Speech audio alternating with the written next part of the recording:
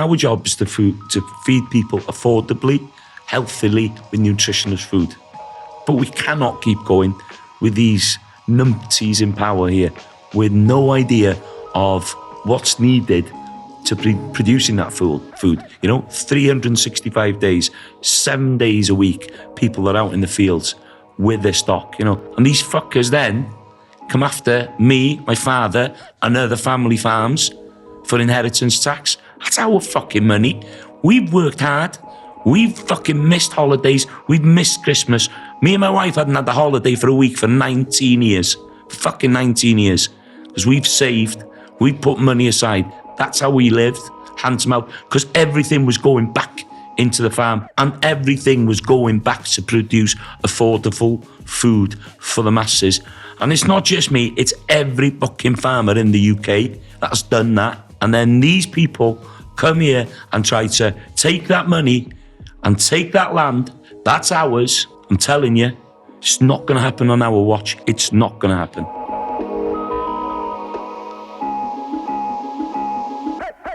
Right, morning, Gareth. Borada. Good to see you, man. And you? Had a fun meal last night, didn't we? Yeah, fantastic. Some good meat, fair play in that. Was it Argentinian or Brazilian? Brazilian, yeah. I wanted to take you to Hawksmoor because they only source British beef. Okay. But it was fully booked out. And normally Piccadilly you can get into, the one on Eyre Street. And I assume it was just full of farmers. Yeah, would have been last night. Mate, what a wild day. Yeah, I'm still a little bit coming down, off the buzz, adrenaline yesterday. Absolutely bloody knackered this morning when I got up, but just the power, the passion, the feeling there yesterday with so many farmers travelling from all over the UK, and some flew in from abroad as well, which was a bit crazy. Yeah. Well, that was the first protest I've ever been to. Is it? I've never been to a protest before. I don't think I have.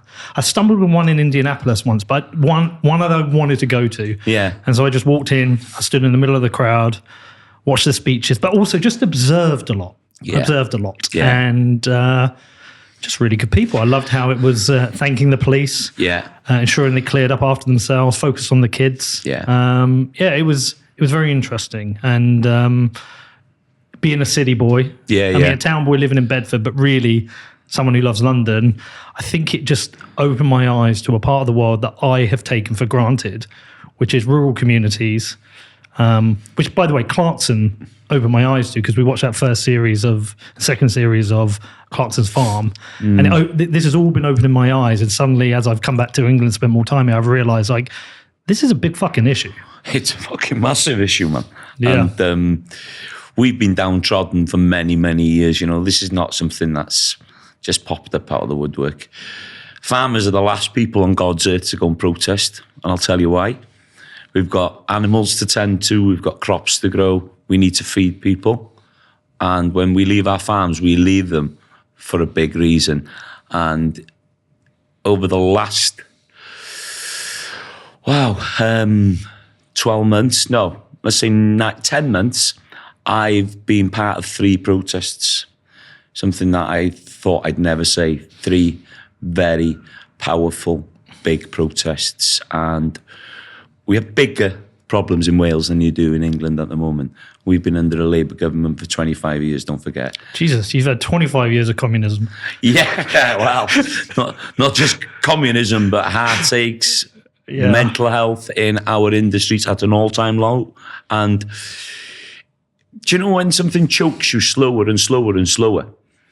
Instead of, just killing you off. Yeah. It's just like a slow choke. Well, that's what socialism does. Socialism is that slow impoverishing of everybody. And there's that famous quote, and I think it was wrongly attributed, which was wrongly attributed to Lenin. But the way to destroy a middle class is the millstone between tax and inflation. And I don't think it's just the middle class. I think it's everyone. Yeah. I think, and what I would say about yesterday is, tell me if I'm wrong. I don't think this is just about inheritance tax. It's almost like the straw that broke the camel's back. Yeah, you're right. Years after years of bullshit and terrible treatment of farmers. Yeah. Government policies. We've got red tape off our supermarkets, and we've got price pushing of our supermarkets. We've got a massive TB problem in Wales. It's a little bit better in England because they're allowed to take the numbers of the badgers down. If you use the word cull, some of these people go and scream. If we depopulate the badgers, it helps with our wildlife and it helps with our TB. But then you've got NVZs, which are nitrate vulnerable zones. Wales has just gone from the 26th of October. It's my mother's birthday. Was it? Yeah. Yeah, it was a shit day for Wales, let me tell you, because nobody can carry any slurry onto their fields. Look what we've just had. One of the driest Novembers ever. Yeah. And end of October. It just doesn't make sense. You cannot farm through a government calendar. Everything has to be farmed with the weather and with the situation. So these things are really frustrating for us. And of course, in Wales, we've got the so-called sustainable farming scheme that's on the horizon, where, hasn't come out yet, where we could lose 10% to trees, 10% to habitat.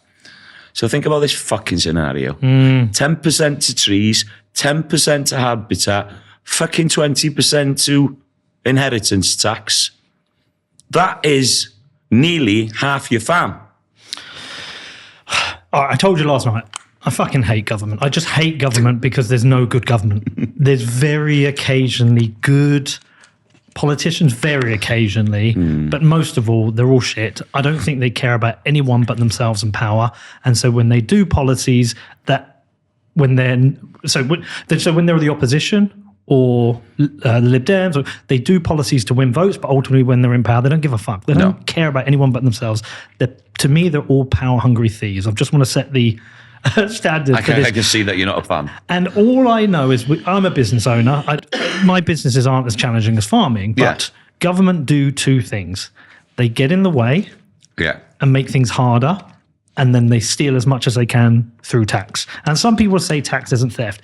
I mean, it essentially is, but I agree there's a social contract, and I'm happy to pay tax, but the volumes of tax now are ridiculous. So that's my kind of starting position. I think what we should do is let's deal with the inheritance tax issue head on, and then I want to learn about farming. Okay. And by the way, I'd happily come and work for you for free for a week if you sure? If you have me. You have me for a week. I'll come down. Trian will feed you. Yeah, no, I'm a good worker. Right. So let's talk about this inheritance tax. Explain what this new tax is and what's changed. So agricultural land has been exempt from inheritance tax. So, my father is 88 now. So he's always said, the accountant's always said, you don't need to worry putting everything over, you can put it over. So as a partner in the business of 6 people, I'll wind it back a bit so we can tell you a little bit about my family first. Yeah. So you've got an idea of what it means to me on a personal platform. So my grandfather started the business, and the business is called O. Jones and Sons. I've worked for my grandfather all my life, and I never met the man. He had long died before I was born. So he died when my father was 21. Wow. 1953. Yeah. So there was 5 brothers, but one brother had been taken away by our great-grandmother, another long story. So there was 4 brothers left. So them 4 brothers then were left a couple of small farms in my grandfather's will. And on the day of the funeral, my father had heard a fellow farmer in the group saying, I wonder which one of these farms these boys will be selling first. So my father went home and told his brothers that he wanted to sit around the table and meet, and that's what they did. They sat around the table and then they met, and they said, that fucking twat today said this. What are we going to do? We're going to pull together and we're going to work hard and we are going to build a business. And that's what they did, buying farms. Then 1972, they bought 62 acres in Conway, which was the most expensive land in Wales at the time. And when you bought that land, you bought it with money you'd already paid tax on? Fucking hell, yeah. Like every other money that they'd worked for. My father's never had a passport. My father's never bought a new car. My father's never been on holiday. Never. He's never been to the Royal Welsh. The only time he went abroad was when he went to the Isle of Man with my mother on a honeymoon. That's it. Because he's grafting. Because he loves what he does, you know. And then the 4 brothers then bought 4 sons into that company. So the 8 of us at one point were all working together. But from that 8, there was 32 mouths being fed at one stage from that farm. Yeah, that's a big old bunch of people that are getting fed from that farm. So the business grew, quite successful, you know. Good business back then? It was very good in times, you know. We had some good times, but instead of spending that money, we reinvested it. That's what farmers do. They reinvested it. So we built new sheds, we bought tractors, you know. The guys that were building the sheds were all local lads.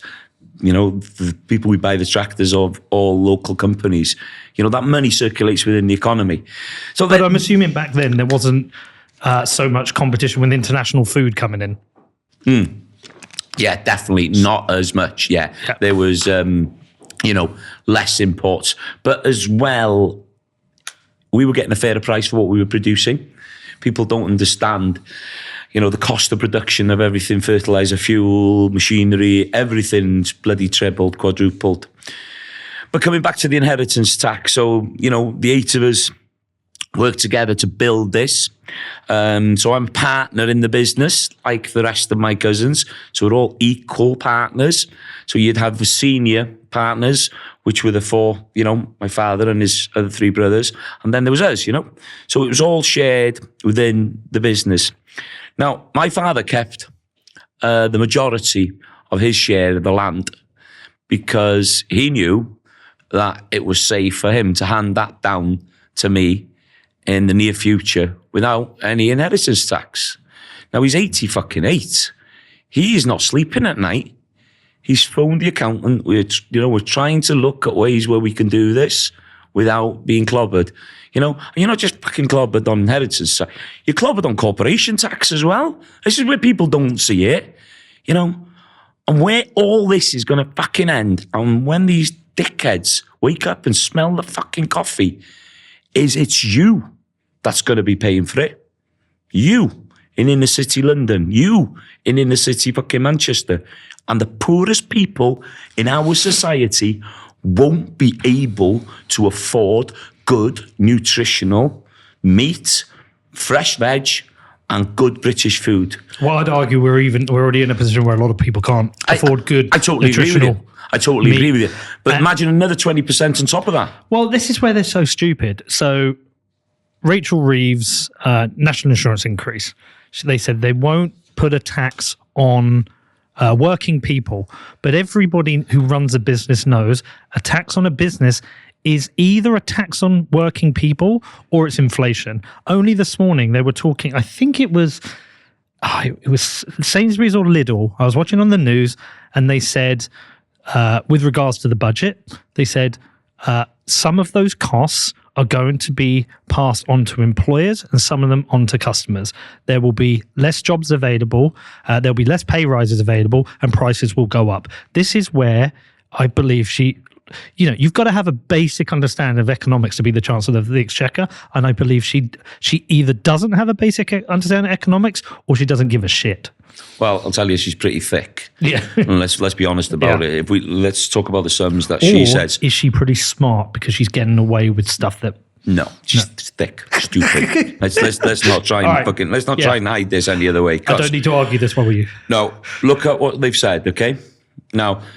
First example, Keir Starmer is standing in the NFU conference in February, pre-election. I'm going to protect every single family farm. You deserve protection. We need to be watching after you. These shysers come in then with the first budget and hit us with the most ludicrous 20% inheritance tax. Okay? But this is where they're trying to weasel their way out of it. They've said it's going to affect about 20%. 20% of the farms, okay? They keep talking about over 3 million, right? Over 3 million. So I've got the numbers because it's misleading. Yeah, it is misleading. I'm glad you've got the numbers. A farm owned by 2 people passed on to a child or grandchild is 3 million. But a farm owned by 2 people, anyone who is not a direct descendant, 2.65 million. So one thing I'm fully aware of because of my friends, I mentioned last night, my friends dad had a farm. Yeah. They had farm hands. Yeah. And so once he passed away, they might have wanted to take on the farm. Yeah. And so if they'd have passed it on to them to do it, they would have been they would have had a lower threshold. Yeah. Farm owned by 1 person, child or grandchild 1.5 million, and a farm owned by 1 person, anyone who's not direct descendant 1.325 million. Do we know what percentage of farms are owned by two people? By the way, that 2 people must be a husband and wife, right? I think so. Yeah. I would have thought so. Yeah. But do you know about these ones? Do you know how many are single? I don't. But there was somebody who came up on stage yesterday. There was somebody that, yeah. Single owner farm. Yeah. And there's quite a lot of them. You know, there's different scenarios on every single farm. It's like families, isn't there? You know, single parents, there's, 5 or 6 siblings. There's a lot of different scenarios, I think, but it's going back to that common economics and common basics, what she said. So she said it will only affect 20% of, the so-called highest bracket of farms. Now, let's break that down. We've been looking at numbers, and if you've been looking at numbers, it looks like now it's closer to 70%, not 20%. Now, I ain't a mathematician. I'm not a rocket science, but I fucking know there's a hell of a difference between 20% and 70% of family farms.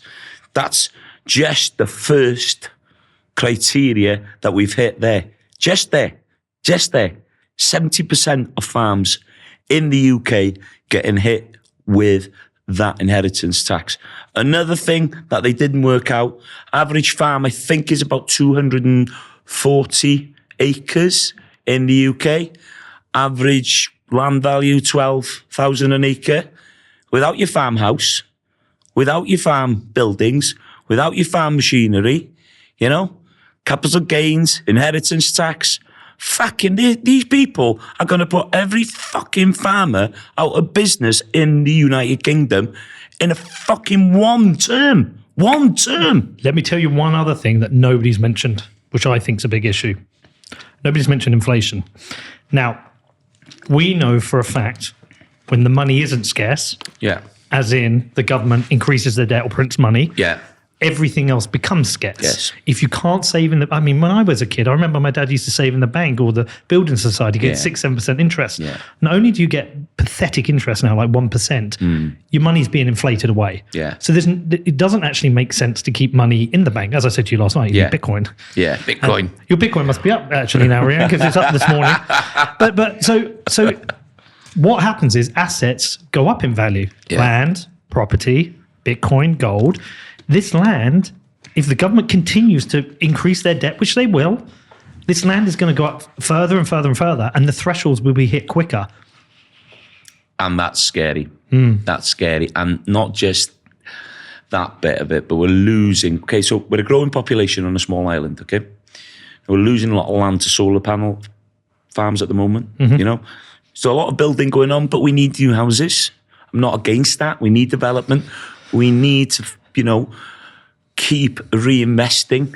But every time we're taking that land away, we are losing our ability to be secure in food production. Food security. Exactly. Now, what's the government doing about it? Let's get another 500 million or $1 billion from these farmers. That'll run the NHS for a day or two. 25 hours. Is that what it'll do? Yes, I read it. So it's 560 million or 580 million. I thought it was I think they'll raise from this. Yeah. And Rachel Reeves came out and this is how thick these people are. She came out the other day and said, this money is needed for the NHS. Yeah, pull on the heartstrings. I looked it up. It will fund the NHS for 25 hours. It's heartbreaking, isn't it? And if they would have thought about what they were doing and they would reinvest into the farming communities and start to educate the next generation about local, seasonal, healthy food, they could save that NHS billions, investing in the next generation, building a better Britain on our bellies. And it starts with the farmers. And that's what they should have done. They should have been investing 500 million in the agricultural sector to be growing more food, more seasonal, more healthy food to feed the nation. And then the people, in the inner cities would be able to afford it. They'd be healthier physically, mentally, emotionally. We are what we eat. The NHS is costing us a fortune now because we've got obesity, we've got diabetes, we've got a lot of underlying health problems. Mental health issues. Mental health is a big, big thing. And I'm fucking telling you, it's what these people are eating. Half of it's poison. It's fucking rubbish. It's killing them. And that's the problem that government isn't seeing. And we will never be recognised or, showcased or appreciated until there's no fucking food on them shelves. I hate to say it. I hate to say this, but food shortages are just around the corner. And it's a horrible thing to say. I never want to see anybody in society not being able to afford food and not be able to get food. But it's all been driven by governments. All been driven by... And this is not just a UK problem. You look globally. The farmers in the Netherlands, Poland, Spain, France... Fucking, they're all out protesting. Well, yeah, I mean, I've seen that, and we'll get to that. And I told you about my friend Texas Slim out in the US running his beef initiative. When I was out there, I'm pretty sure it's a presentation I saw of him. He showed me this diagram that showed all the food comes from 5 companies. Yeah. And it's all manufactured, processed shit. I do want to come back to that. Yeah, but let's just keep on this, just so people understand. So they said the tax would be payable in installments over 10 years. So just say it was a $500,000. Yeah, $500,000. Yeah. It'd be £50,000 a year. Yeah. What challenge? Let's say, what challenge will that bring to the farm?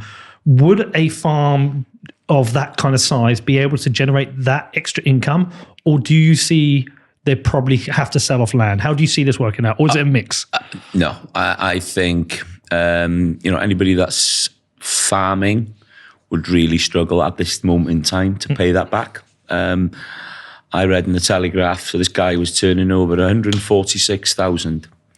His take home, his profit was 14,000. Okay, so that's on food. He was a farmer. On farming. So farming. I'm not sure what I think it was an arable farm. 146,000 turnover. And 14,000 was his. You can't live on 14 grand, really. Fuck, live on 14,000 quid. And there is a lot of farms out there. And I'll tell you this, I'm not being feeling sorry for ourselves. There's a lot of farms out there where their wives go out to work so they can carry on farming. They're putting money into the business so they can carry on giving fucking people affordable food. It doesn't make any sense. This is why Clarkson's farm was really good, because you saw the difficulty he had in making money off his sheep, off his crops. They went through the numbers each time. It's like, I kept thinking, hold on, how can you afford 1,000-acre farm? That is, don't forget, 1,000 acres of some of the best land in the UK. Was it accurate, or was he bending it for TV? No. Okay, let's say what he did was accurate. But you know how to fix it. Yeah, as a businessman, I wouldn't be in that predicament. Yeah. But you could see what he did. He needed to buy machines. He needed to do this, But Clarkson's been really, really clever. And, he's moved from producing that barley into lager. He's adding value to his products. He's got a farm shop there now. A lot of people travel from anywhere for this, what's he call it? Bee juice, and he's a clever individual. Nobody else can do that, though. It's going to be hard. So you can there is people that are doing it. Yeah, there is people that are doing it. But Clarkson is an individual that stands alone, isn't he? You cannot put the rest of the agricultural industry by looking at Clarkson. I'm sorry. What he's done is absolutely, you cannot take that away. What he's done, he's brought people like you, and the inner city into the farms. That is fantastic what he's done. You know, he's educated people. He's showing the ups and the downs, the weather, the hardships, the planning matters, the councils, the fucking government. You know, he's bringing everything into it so people get an understanding of what we do every day. But you cannot really look at that as your average farm. Yeah. Okay. So he's provided good lens into the difficulty of the economics of farming, and he's shown that you can diversify, but he obviously has a massive platform. So when he opens a shop, everyone wants to go to Clarkson's. Actually, the message is go and find the other farmer shops. Yeah. So there's some good ones near us. Yeah. I've started to go to them. I used to go to them years ago. Yeah. I was vegan for a couple of years, so I used to go get fresh veg. Fucking hell, I'm not going to do this podcast anymore. No. I did it with my mum. My mum was sick and she went vegan, so I did it with her. Oh, fair play. For 2 years. How did you feel? The first year, so I'd given up work. The first year was great because I cooked every single meal fresh. Yeah. And it was great. And then I went back to work and started having microwave meals and meat replacement junk, and I felt terrible. And I went straight, and now I'm a carnivore pretty much. I mean, you saw me last night. I didn't have any vegetables. Didn't have anything, yeah. Love it. Okay, but does that mean most farms are trying to find ways to diversify, have farm shops, do events? We have. Yeah. You know, we've had to. We do our immersive tours, believe it or not. We get Americans, we get people from all over the world, and we bring them onto the farm so we can add value to what we've got. I've got 3 children. You know, one's very keen to come home now and he's helping on the farm, which gives me a little bit more time, you know, and my cousins and their, you know, partners as well. So we work together to do things.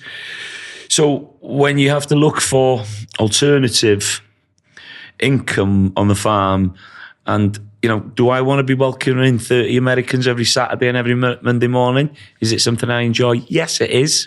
I enjoy it, but it's not what every farm can do. You know, some farms are not in the position to put a farm shop. Some farms aren't in the position to sell their meat directly. So a lot of these farms and businesses are held under a lot of pressure by supermarkets, by governments, you know, and they know it could be next month or next year that they go under. The humble bee, a keystone species crucial to the survival of Earth's inhabitants. Here's how things would look if bees vanished. And here's how they'd look if humans vanished. But imagine if instead we became a keystone species by doing things the right way, by taking responsibility for our actions and becoming the solution. Iron mines the world's most responsible currency the right way. Because the future depends on it.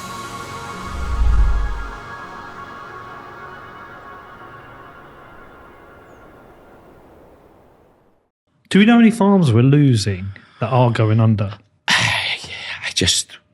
There's quite a few. It's scary, okay? Because I've got a big platform. Yeah. There's a lot of people following me across the board on YouTube, on Facebook, TikTok, Insta, you know, Twitter. They follow me, so I get a lot of information, which sometimes I listen to.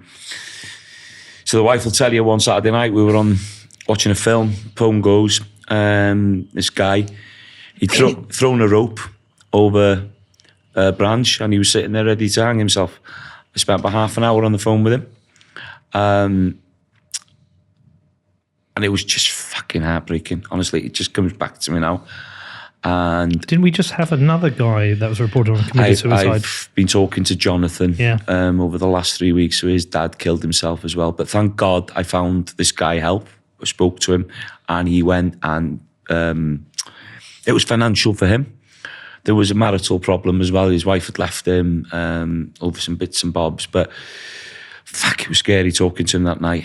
And I wasn't sure if he had, but he phoned me on the Sunday and he went to see one of the farming charities, which helped him out financially just to cover him over for a bit. So That's just one example. The other example was Jonathan's dad, who took his own life 3 weeks ago, pre-budget. It was the night before the budget. And he'd been speaking to his son quite a lot about it. So I've been on the phone a few times with him. And, he's openly spoken about it. And he's the one that walked into that shed and found his dad hanging.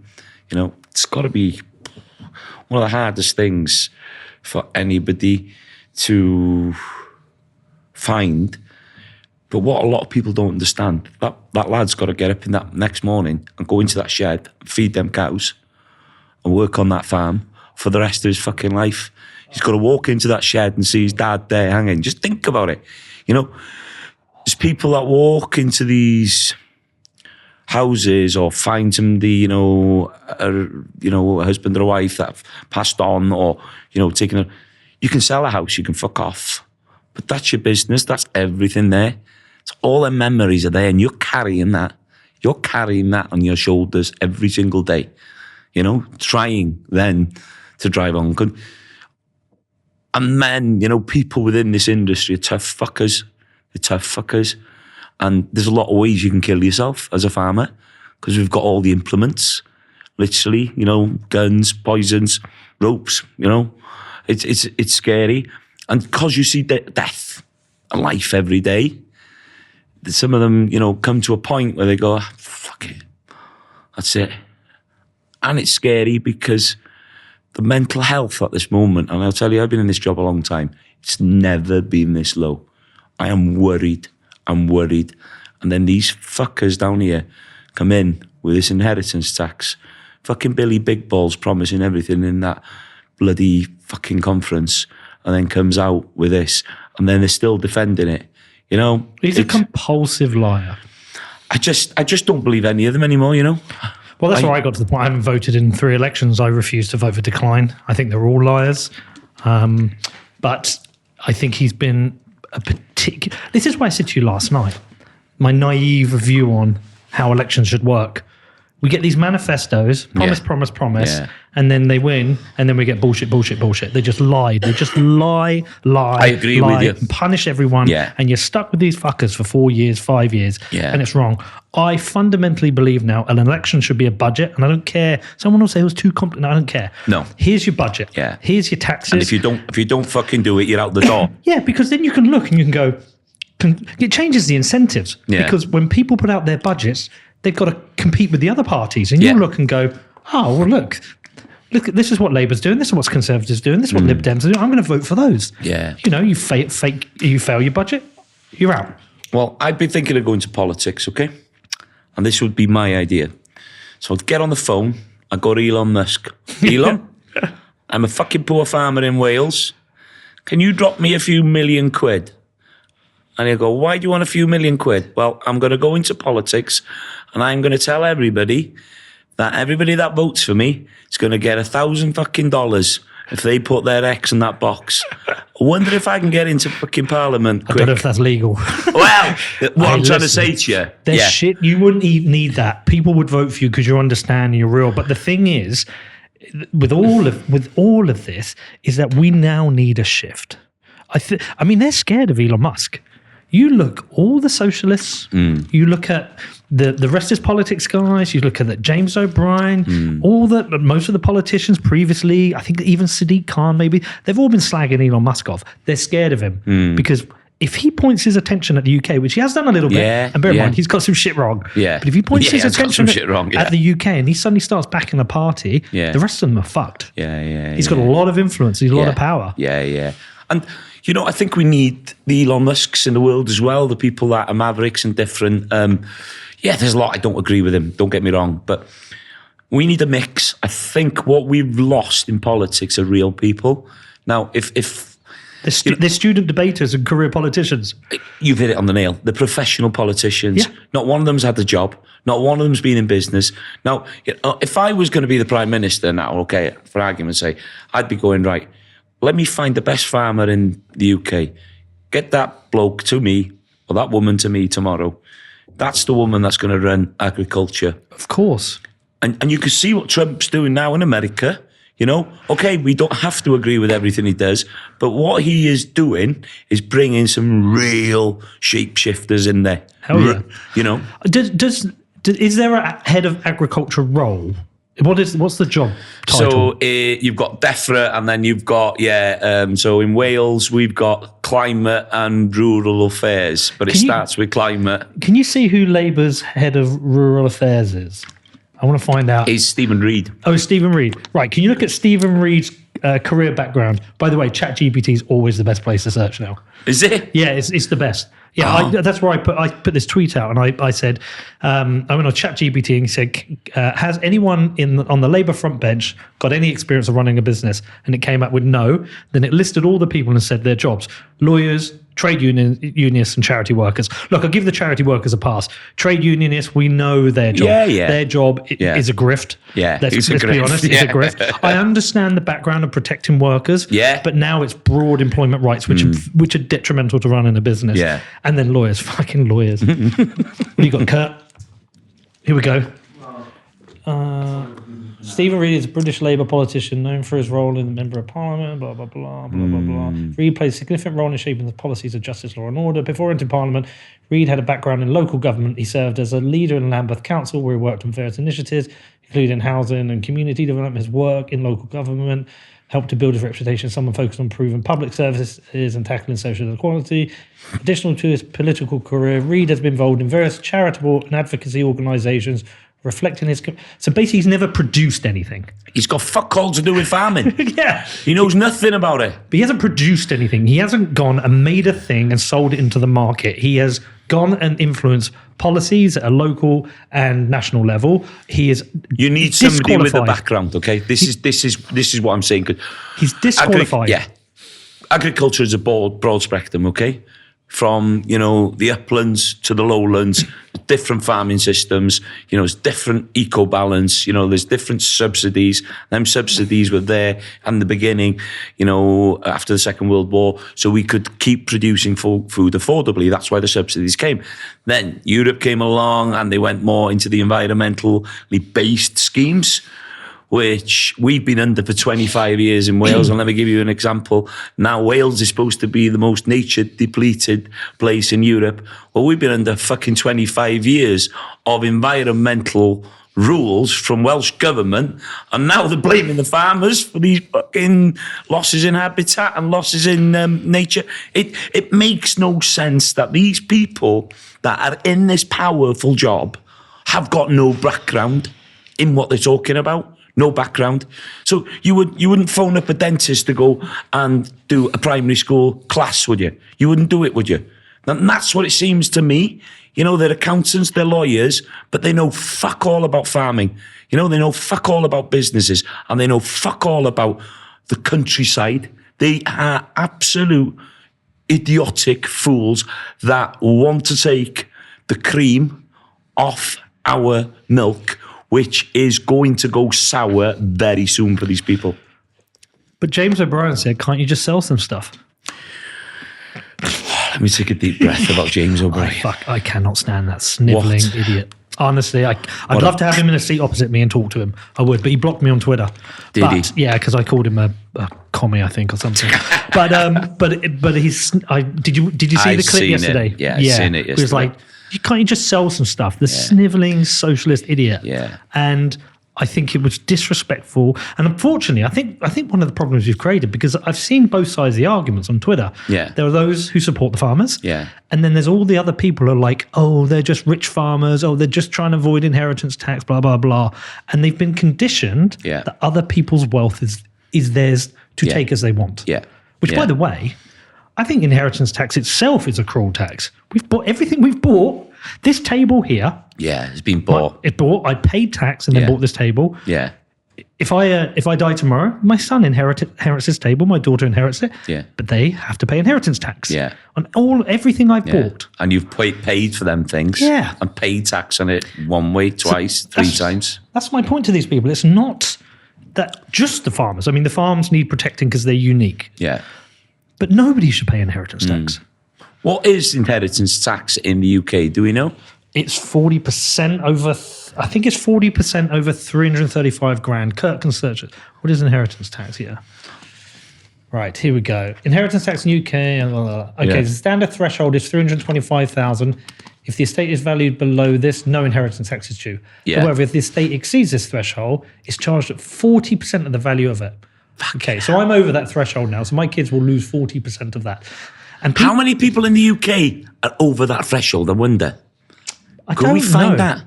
But one of the interesting things I was thinking yesterday as well, because I saw that tweet, I told you about it, where the guy said, well, they shouldn't get something they didn't earn. Yeah. Actually, my kids earned this. Yeah, of course they did. Let me tell you how my kids earned this. I can tell you two ways. Firstly, the last 7 years I've worked abroad. They've earned it by not seeing their dad. Yeah. Their dad's been away. Yeah. Not only that, my son's had to step up on certain things. Yeah. I remember during COVID, when I was working and doing my podcast, he was making my daughter dinner. Yeah. They've earned it. Yeah. But even so, fuck that, it's theirs. Yeah, of course it's theirs. It's theirs. And you worked for it. Yes. And they've worked for it. And they deserve it.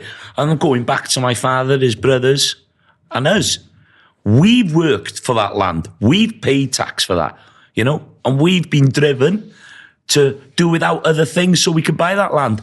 And then they can take that money away. Here you go. In London, the average house price is well above 325,000, with many areas having... And this is the house thing as well. Like, we bought a house 2 years ago. It's a beautiful house. We love it. It's the last house I'll buy. Yeah. Hopefully by the time I've died, the mortgage is paid off. I would love my kids to keep that house. Yeah. But they maybe can't because they're going to have to pay 40% inheritance tax on it. It's a lot of money in it. It's this redistribute.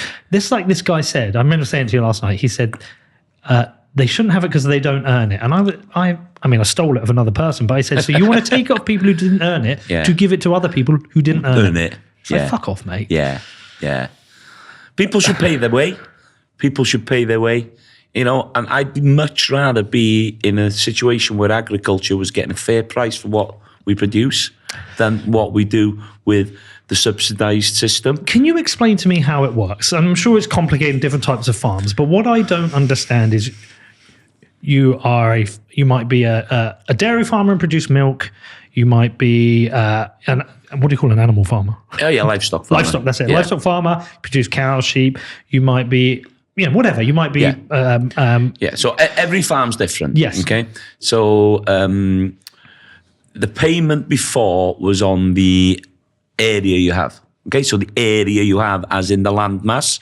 So let's say you've got 1,000 acres. So you're paid on that 1,000 acres per hectare or per acre on what type of land it is. Yeah. So you're paid to farm. Yeah. So at that stage, then, they went more to these different environmentally based things where you have a habitat scheme. So let's say you've got an SSI and you've got a blanket bog. So they'll pay you not to graze X amount of sheep on that for a certain amount of time. So it's all about, different ways that they want to control the way you farm. And that's what they give you as a payment. But now we've got a brand new SFS, the Sustainable Farming Scheme in Wales. Now, a lot of people might not see this, but because Wales have been under Labour for 25 years, I think Wales will be the guinea pigs for England. And this is what they'll do when they see what they've done to Wales.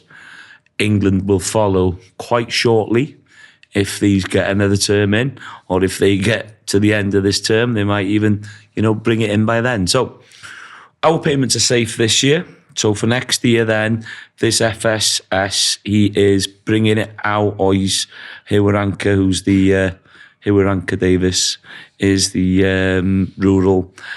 the Climate and Rural Affairs Minister. So he's going to bring that out on Monday. Now, we had a meeting with him last Saturday, 3 of us.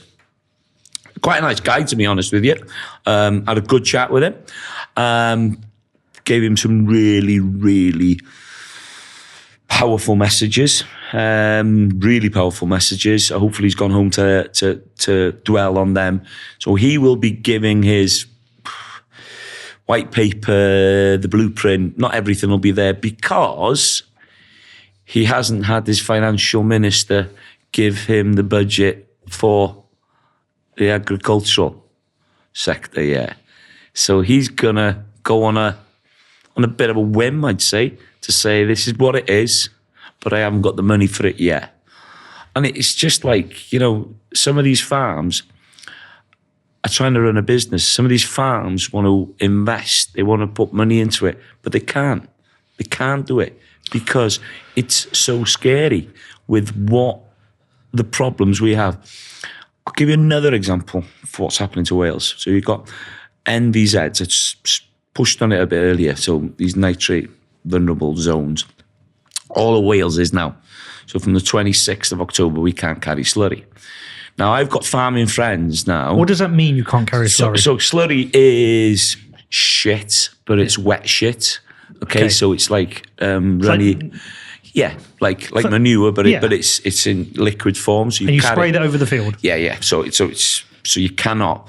So yeah, I can see why they had a few areas which were NVZs, which were low lying, low water cases, so they were close to rivers, and I could see, because they don't want the runoff into the water, which is fair enough, which is sensible. Yeah, so take them out. But why put a whole blanket across Wales? Well, why have they said why? Well, yeah, because they don't want people carrying slurry onto fields so it runs into water. Yeah, but surely someone's come back to them and said, there's no water here. Why can't we use it? They put all the Wales in it. But what's happened for the rest of history when they've used slurry? So slurry's quite a new thing. Not something, so we still do it traditional. So we buy a lot of straw in, and we have the farmyard manure, FYM. So it's shit with straw in it, which we leave on a yard for about 9 to 10 months. And then we carry on to the field after we've cut the silage. Can you still do that? We're doing that, yeah. But a lot of these farms, bigger farms now have, if you see these big tanks or slurry lagoons, so they fill that with water and poop, so it's like a wet shit. And then they have these big tankers, slurry tankers, they suck it out, and they have sometimes umbilical cords that carry it, and then they just carry this shit all over the fields. Well, they used to, now they can't. But now we've got a problem because if you think about it, they can't carry it, so they've got to store it. Now, these farms have got to put into these fucking stupid grants now, maybe 80 to 100, 150,000 to put slurry, either lagoons or slurry tanks on their farms to store more slurry because they can't carry it over the winter months. So again, another extra cost into our already struggling industry. Okay, let's go back to the actual, how the economics of the food. Why isn't there a free market? Why isn't it you as a farmer decides to produce, to have sheep and cows, your next farmer produces corn, and the next one says, I'm going to produce rape, and then they just sell. Who are the buyers, by the way? Is it like a Kellogg's would buy? Who are the buyers? It's so fucking complicated, honestly. You've got layers. But if you look at what happened in the States, to all the small hog farms out in the States, in a couple of states, these big corporations came in and bought a few of the big processing units. Then they begin to produce a lot more pork, and then they undercut all your family farms. So what happens to them family farms? They go out of business. They don't keep pork anymore. They can't compete. Not with people like that. Not when they're producing it at, let's say, $5 and they want $10 for it. But these are producing so much numbers of it. How can they do it? Just big corporations with small margins, and then those huge farms. But you've got to think, once they've taken them little people out of it, what have they got then? They've got that market. They own that market. It's like what Amazon did to bookstores. Exactly. Yeah. So this is what's happening to our small industries. We're controlled by the big conglomerates, the supermarkets, the Arlas, the Mullers. You have to get this Irish guy on your podcast. Mm-hmm. He's fucking brilliant. Honestly, he is absolutely amazing. Yeah, just introduce me to him. Yeah, you would love him. He is super, super clever. We had a couple of pints last night. I put a little video up, and he understands the way that they run it. And he was telling me last night about how much palm oil they're putting in, how much other oils they're putting into cheeses and ice creams. And it's, you know... Mate, listen, let me talk to you about this. So the most... I told you last night I'm carnivore. Actually, I forgot to ask you at the place last night. I've started cutting out seed oils from my diet as well. I'm basically trying to get to... Get away from them. Yeah, so since I've moved back, I've been trying to get to single ingredient foods with little to no additives. That's the way to do it. So I get my beef and bacon and eggs and butter all direct either from the farm or the butchers, Lingers in Bedford. And any good? It's pretty damn good. There's a better one up in Sandy. I forgot what its name is. What's the name of that? I should give him a shout out, but that's a farm. It's quite expensive. I'll be honest. You're paying a lot for a ribeye, but it's good. It's really good. And then the only time I'll go to the supermarket is if I've been to the gym at 5 PM, the butcher's is closed, and I'll go and get a ribeye. And I always get the organic one. I don't know how much of a difference that makes. But I'm trying to avoid supermarkets. I'm trying to get farms.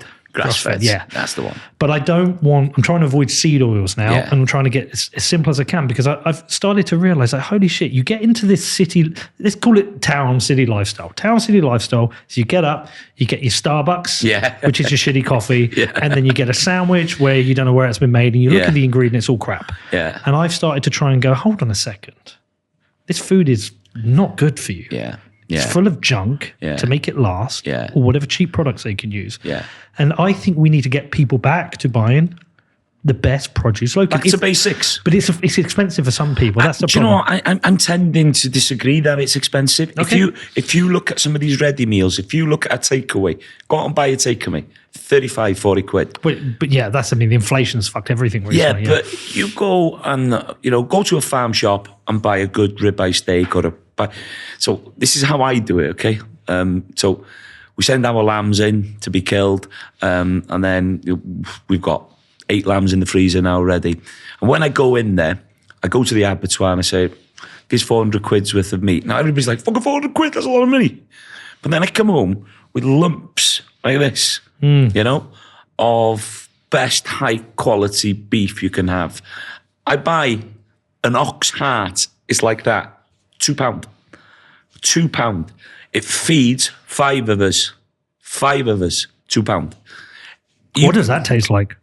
You slow cook it so you get Guinness, get a can of Guinness, pour the Guinness in, There you go. You'll love that. Okay. Slice some onions, get some carrots, just put it all in, and you cook it. This is a bit nuts. You cook it for at least 12 to 16 hours. Okay. When you pull it out, it just falls off, You have to cut the veins out, but I just love it. And then when I go to when I get my lambs, I come back with lamb's hearts. Now, that is my favourite. So I get that, I slice them thin, I put butter into my pan, and I just seconds. Oh my God, it's orgasmic. It's the best food you can ever have. Same with liver. So these are cheap offcuts. So, when people say food's expensive, go to the butcher, ask a few questions, buy some cheaper joints, cook them slow. Is another great example. Ever had a Jacob's ladder? Well, I don't even know what that is. Okay, so it's like a rib of beef, okay? It's short rib, okay? Okay, do you have a short rib? Yeah. So this now, you cook it slow. You ask my wife. I know a short rib, yeah. So you cook that again from 12 to 16 hours in our agar, right at the bottom, slow cooked. I don't put anything with it except for butter, big knob of butter. Do you know what amazes me when you slow cook ribs is how big they expand to? Yeah. I love that. Yeah. But the thing is, like, I would want to come to someone like you and say, look, I just want to buy half a cow and fill up my freezer. Yeah. So it's just full. Can we get to that point? Have you guys looked at that? Fucking these are, again, red tape. Here we go. Fuck's sakes. It's just... What stops me coming to you? What has the government put in place that stops me coming to you and going, Gareth, I want to buy half a cow. I want to meet the cow. I want to give it a pat. Yeah. That cow, I want half of it. When it's done, sell the other half to somebody else. Chop it up. Give me all the cuts. I want it all. What stops that happening? So we do that with a few of our lambs. Yeah. But when you've got 4,000 lambs, the logistics would be like, kind of a nightmare. I think that is a really good call, as in for the future. I've been thinking about it because we've got a lot of internet connections now. I've got a lot of followers. So imagine I say, right, I'm taking 30 lambs to the abattoir on Monday. You want little Willie or do you want little Wendy? Pick your lamb, put a deposit there. Let's say you put half the deposit of the lamb in, goes in, it's killed, it's boxed. And then, you know, of course, I'd have to have some kind of freezer or some kind of cold store then on farm for people to pick it up or have some kind of delivery system. You know, there's a lot of ways we can do it. But I've got friends already that are doing box schemes on smaller scale. Okay. And I just think one day that will be the future. What's the red tape that gets in the way of it? What are the regulations? Oh, let's talk about turkeys, okay? So yeah, since I've been a little boy, my father would buy the turkeys and I would buy the food, and that would be a little bit of pocket money for Christmas. So I've done the same with my children. So then we get rules and regulations that you're not allowed to do this, you're not allowed to clean them, you're not allowed to kill them, you know, you've got to do this. So I now have 15 turkeys for Christmas. So when I ask people to come and pick a turkey, they come and they give a donation to my son. They don't pay for the turkey, they just give a donation, and then they can have a turkey for the donation. Okay. And that's, you know, it's the only way I could find of making sure somebody gets a turkey for Christmas. It's just fucking mad, isn't it? It's just... That's like prostitution. When you get... prostitutes are all you're paying them as a donation to hang out with you. Everything else is a consensual agreement. Well, but that's it. But this is what happens. People have to find rules to route around government policies. And that's what's happened. It's taken the power away from the people to produce the food, to, you know, to go forward. And what we'd have for years and years and years, we'd have local, seasonal farming systems that would feed people differently. So for me, you know, my father speaks about it a lot. After the war, a lot of people would have been going hungry. A lot of people came to help on the farms, you know, with weeding, with, you know, picking potatoes. And they would have a couple of bags of potatoes to go home with them. That family then would have been fed over the winter for coming up to help the farmer. You know, it was a circle of, okay, there was no money exchanged, but you gave me your work ethic and I gave you potatoes or half a lamb. And nobody went hungry and everybody was getting fed, right? And I just think society then was a lot less wasteful. 1/3 of the food I think we produce in this country goes to landfill. What? 1/3. Give that a Google on your GPT. We've got Con here now. Con, check that one out. But you see... Hold on a second. That's fucking nuts. 1/3 of the food... Why? Well, it's supermarkets, and then we've got fucking food banks all over the country. You know... Hold on. Over 1/3. Over 1/3? Yeah. There you go. See, I'm a statistician. What do you got? Con, bring it up. Here we go. Food waste facts. While there are many provisions in place to reduce food waste, the UK produces the highest amount of food waste in Europe. Typical. We're always the best at the shittest things. Over 1/3 of all food produced globally goes to waste. The UK throws away... That shocked you? Fuck yeah, it has. Look, I know there's food waste, but the UK throws away around 9.5 million tonnes of food waste single year. 8.4 million people in the UK are in food poverty. This is insane. Hold on. Look at this. 9.5. It's essentially we're throwing away a ton of food for every person. Yeah. That is insane. Billions of pounds. Can you go down a bit more? What is food waste? Byproduct food waste. This refers to the solid and liquid food byproducts created through the manufacturing of production process agricultural practices that includes peels your milks and trimmings. Right, okay. Expired products that surpass their date, leftovers, and I mean, that's just nuts.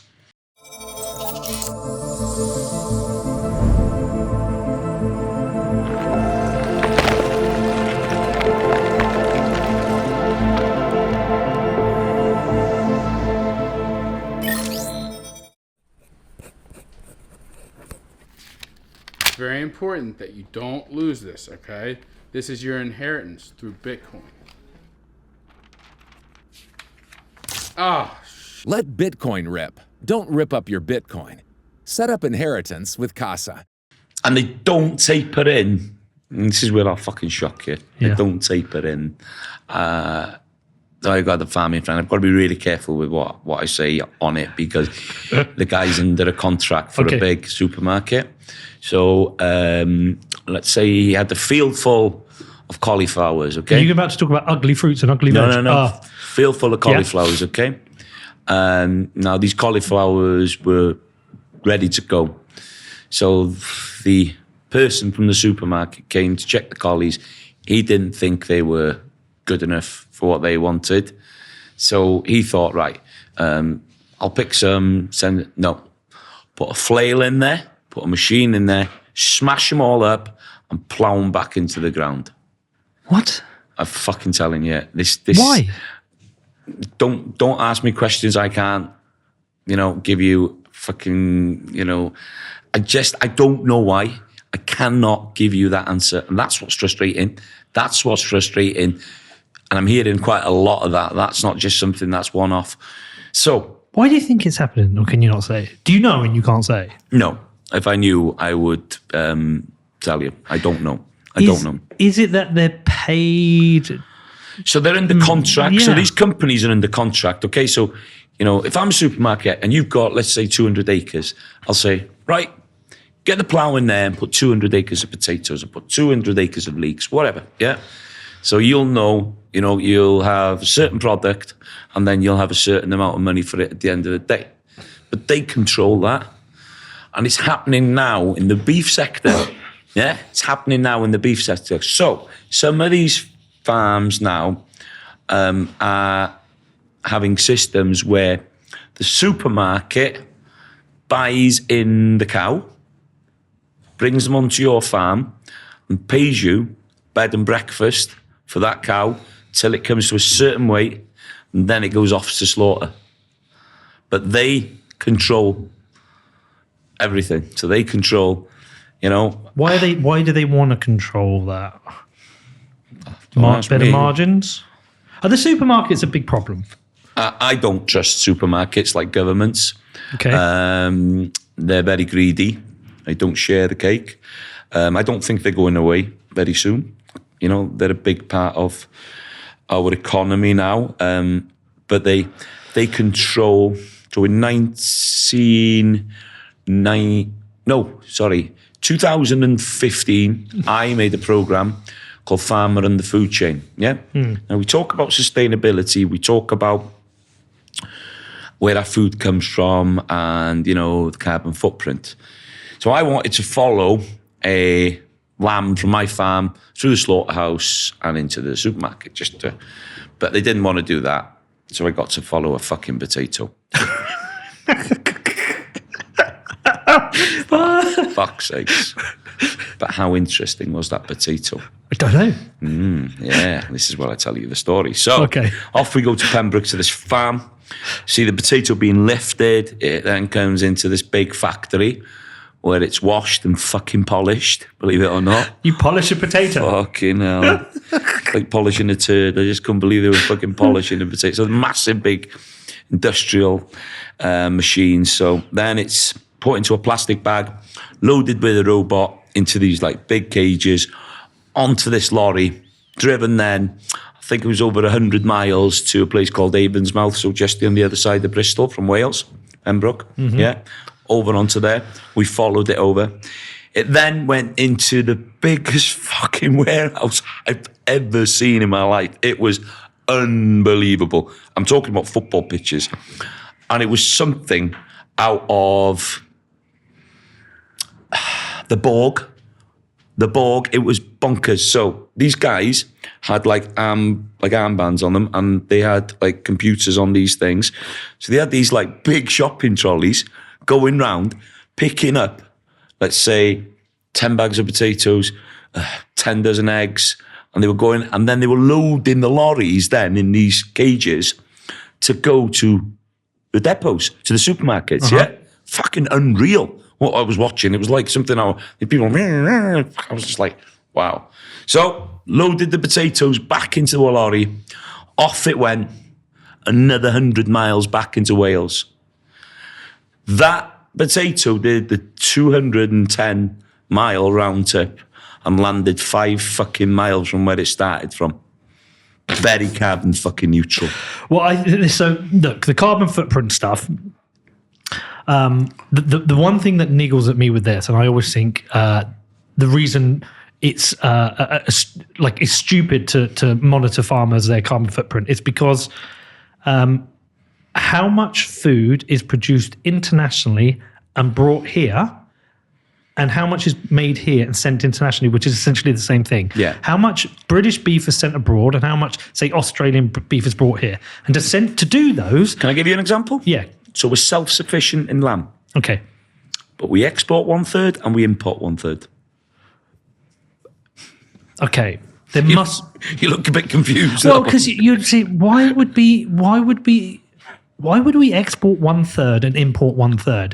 Is it different qualities? And so New Zealand lamb was probably, you can buy that cheaper in the supermarket. Okay. They have, because it's a continental difference, so their spring will be our autumn. Okay. Yeah. So it was something that we used for many, many years.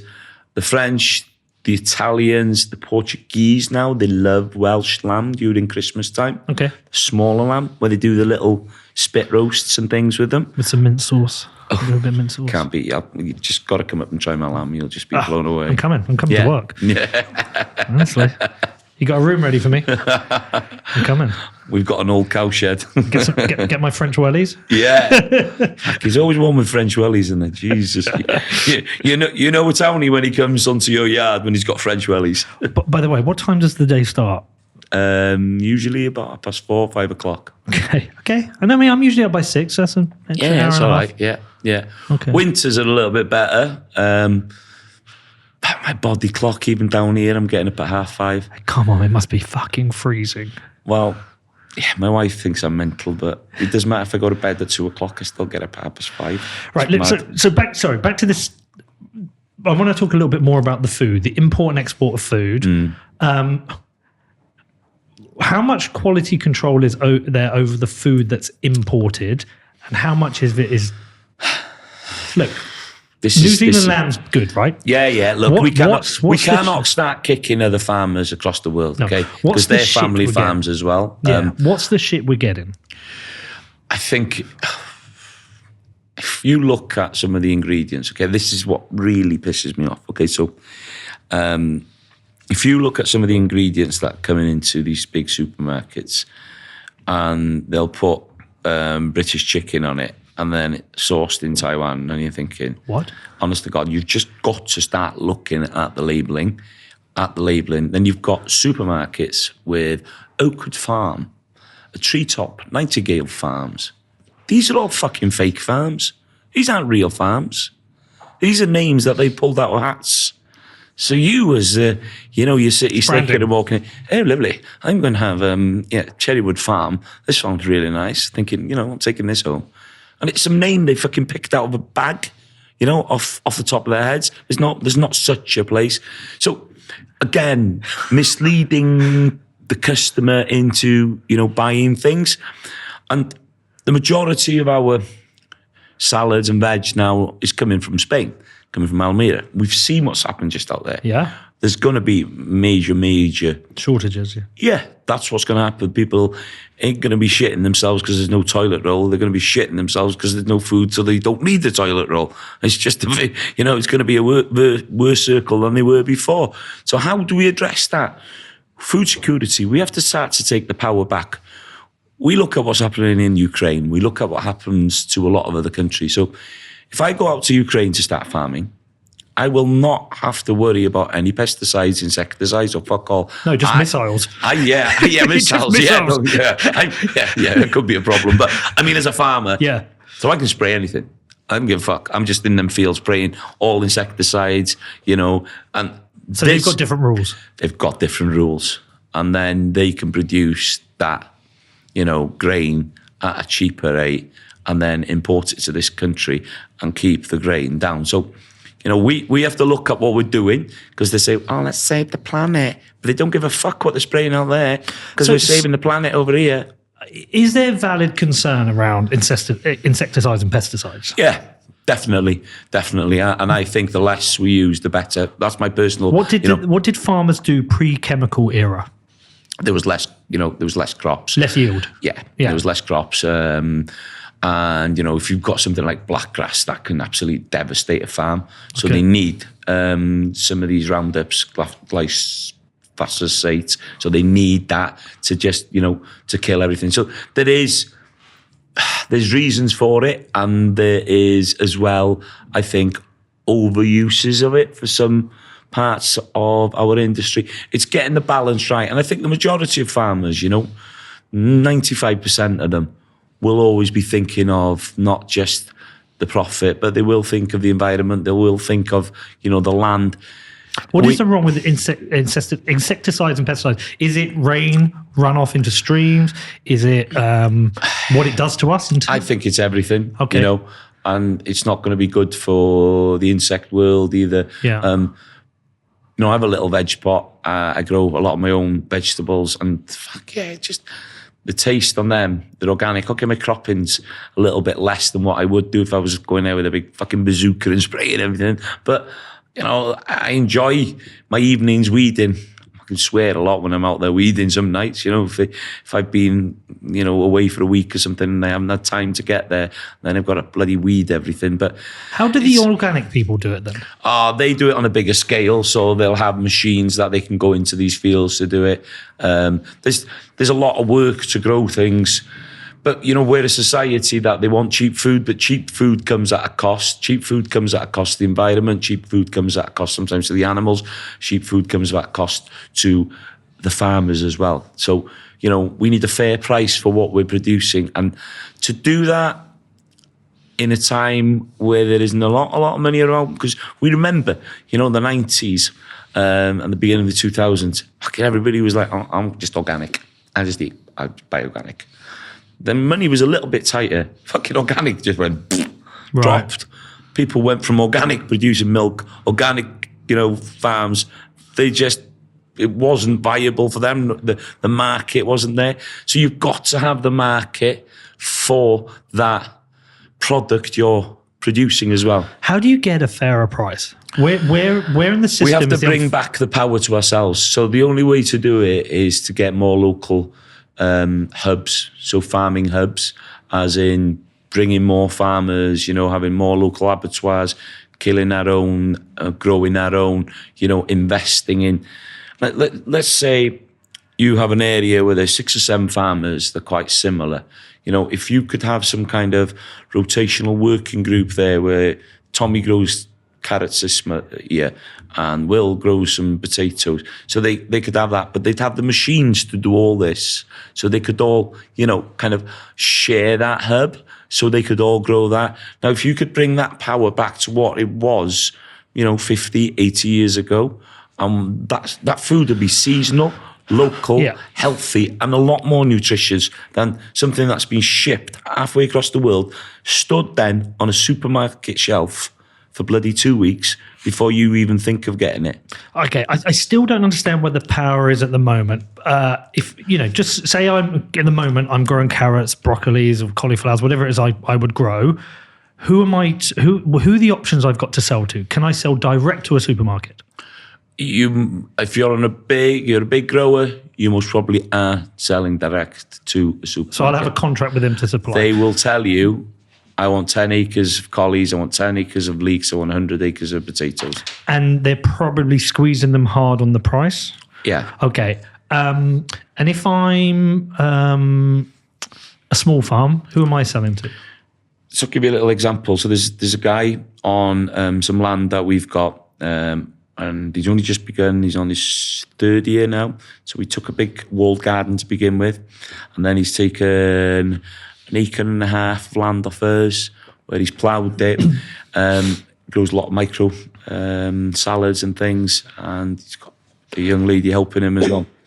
So he went out and sourced a few restaurants to begin with. Okay. And now he's doing a box scheme. So you order a box off him every week, but what he says in the box, and I love it, he says you never know what you're going to get. But it's a small business idea. Yeah. But yeah, I like that.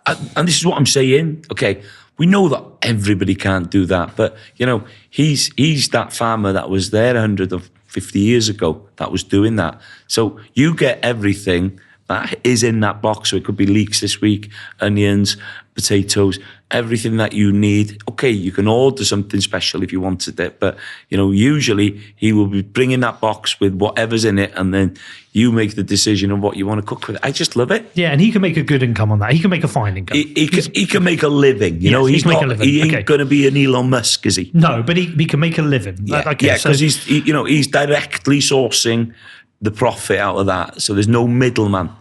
But the big farmer, what happens if he pushes back on Tesco and says, I'm not making enough money here? What will Tesco do? Can I tell you? Nobody pushes back on them. Nobody because they're scared to lose. They won't say anything about their milk contracts, their butter contract, their cheese contracts, their veg contracts. Because they're scared of being... Well, what do you think? I think they're scared of being told no. Because they can just say, fucking go somewhere else. Because the supermarkets are in competition with each other to keep the prices down. And so where can they squeeze price? From the supplier.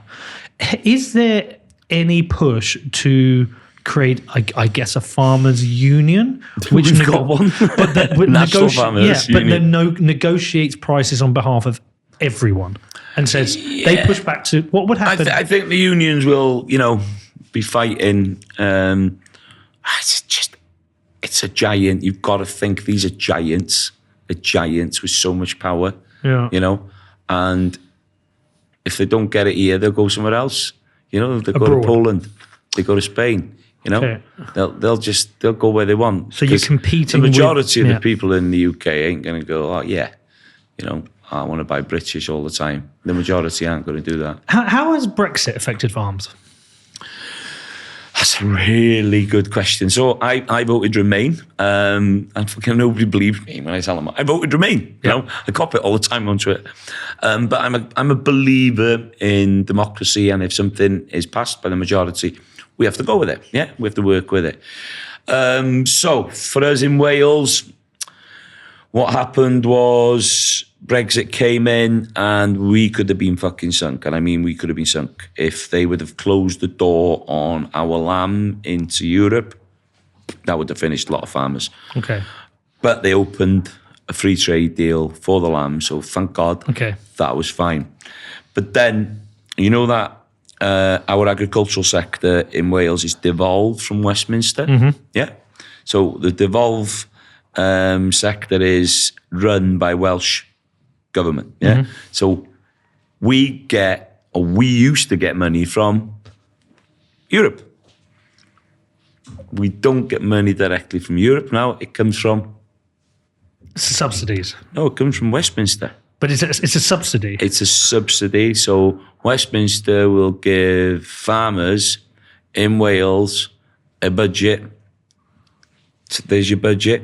That's the budget for the NHS, for schools, for everything. And that's for Wales. Then there'll have to be a section of that. That's for the farmer. How does the subsidy compare to what you got from Europe? $3 billion a year from Europe. Yeah. It used to get $3 billion a year. Yeah.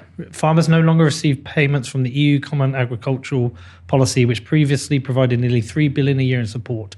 Can you find out what they get now? Yeah. Yeah, so at this moment in time, we are very similar to what we were. The payments haven't changed that much. They will. When they want to find something else to take. You've got it. Yeah. That's why I'm saying about this sustainable farming scheme. This is the crossroads for a lot of family farms in Wales. So it's not just inheritance tax, okay? It's the sustainable farming scheme. And as well, this is scary as well, is NVZs and TB. So talk to me about TB. What's going on here? So we went down with it last year. And do you just have to slaughter all the animals? No. Oh, you don't? No, so we test our cattle every 12 months. So all the bovines on our holding are tested. So they have 2 jabs, avian and a bovine injection onto the neck. Then our vet comes back. He looks at the lumps. If the lumps are bigger, then he has to take like a machine to measure them. So if they're over a certain size, then they call them ARs, like reactors, yeah? So we have to put them then to one side. So we had 2 ARs on the first hit. So they retest them then. So one was negative, but one was positive. But because I'd isolated the 2 together, I didn't want to take the risk. So I said, just fucking kill them both. Okay. Kill them both. So then we did like a blood test. So that's another, and it can be a little bit more harsh. So we lost about 5 cows on that blood test, which was fucking stressful. I mean stressful. Honestly, I wasn't sleeping at night. It was just playing with my mind because we'd never been under it. Our area's been clean, and for it to go under so quickly. And I believe the problem is, so we've got sections of our farm, okay? So we've got land in Conway, where we have about 50 cows. We have land in Anglesey, where we have about 100 cows. We've got one area where we take our cows, big cows with calves, over the summer, which is intermittent land from the mountain and the good land, okay? So what we call a freeth, yeah? So the intermittent land. So that's where them cows and calves are. It's surrounded by a woodland, and this is where I did the programme with Mr. Brian May. Mm-hmm. Yeah, we'll leave that one there. So surrounded by woodland, and I believe in that woodland there was a badger set that was infected, which came into our cows, which gave our cows then TB. Can we just kill the badgers? Now you're talking. Can we just do that? We could do that, okay. But I've got a better solution. Because I'm a nice person. I'm not one of these fucking gun-toting lunatics that wants to go out and shoot everything. So let's think of this logically, scientifically. There's an overpopulation of badgers. Okay, it's too many of them, right? So what do we need to do about this overpopulation? We need to address it. So we don't tell everybody we're going to kill these badgers, but what we are going to do, we're going into these areas and we're going to look at the badger sets. We're going to check their poo. If their poo is positive to TB, we shoot them. We gas them. We gas them? Yeah. Okay. So we can put them... Do they have a predator, a natural predator? No. They don't? Only me and you. But we get 12 months in jail if we shoot them. Do we eat badgers? Yes, they used to make badger hams, yeah. I've never eaten a badger. Well, it's illegal to shoot them. But we would depopulise them. We would take their numbers down. And what I would be doing at the same time, I would be testing the cows, but I would be as well monitoring nature. I don't have hedgehogs on my farm now. I don't have ground nesting birds. I have very little bumblebees. And the reason being is I have an overpopulation of badgers. And nobody talks about. Why do they keep protecting the badgers if they're everywhere? Because they're lunatics. Oh. Because these people are lunatics. Because they're watching too much Wind in the Willows. They think fantastic Mr. Fox and beautiful, Mr. Badger aren't doing anything. They are decimating a lot of our nature. Foxes balance out a little bit better because they're still being controlled, but badgers don't. No predator. It's just decimating our hedgehogs, our ground nesting birds, and nobody listens. None of the environmentalists, none of the naturists, nobody wants to control them. Oh no, they're lovely, they don't do anything. They only eat berries and nuts. Fuck off. They kill fucking everything. They're ruthless. They're absolutely ruthless. And I don't want to go out and shoot them and kill them and destroy them. I want to address the balance, bring that balance back. And it's always governments that fuck everything up. Because this was a government policy to stop people from badger baiting, which I was against. Yeah. I hated the thing, Why was that a thing, by the way?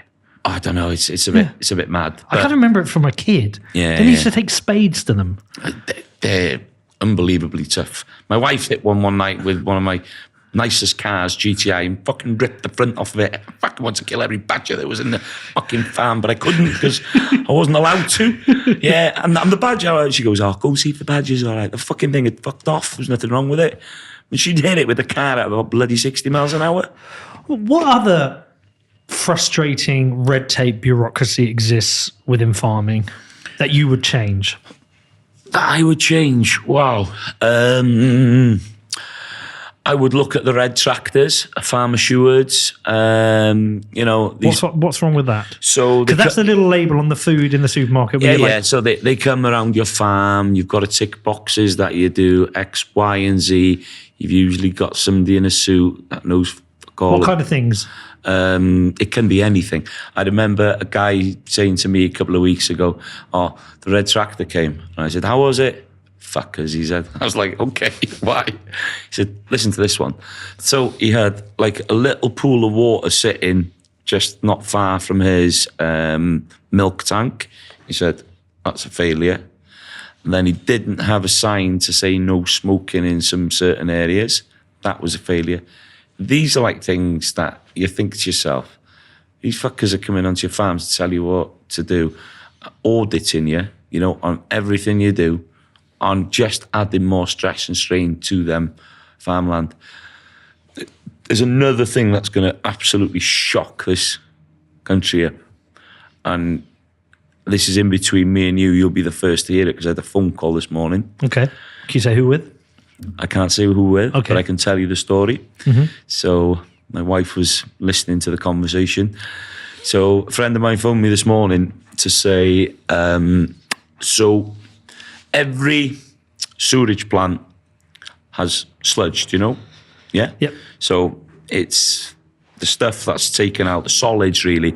So they get rid of the water, and the solid sludge then is mainly carried onto farmland and ploughed in. Okay? Now, farmers are a bit pissed off with the government and with a few people. So they've said, you can stuff your fucking shit up your ass. You can sort your own shit out. We've got 2 plants now that are overflowing with sludge. And they are shitting themselves what to do with it. Spray it on Whitehall. That's what I thought was going to happen yesterday. I thought they were going to come around and spray shit all over Whitehall. Yeah. I think you'd be in jail for a long time if you did that with these fuckers. But so it's building up. But we don't want to be putting ourselves into that position. We're not just taking, and producing food. We're taking a lot of other things as well. All the way leaves where all the utility companies come onto our land, electric, water, everything flows through farmland, private land, Imagine if farmers started to be awkward on them 28 days.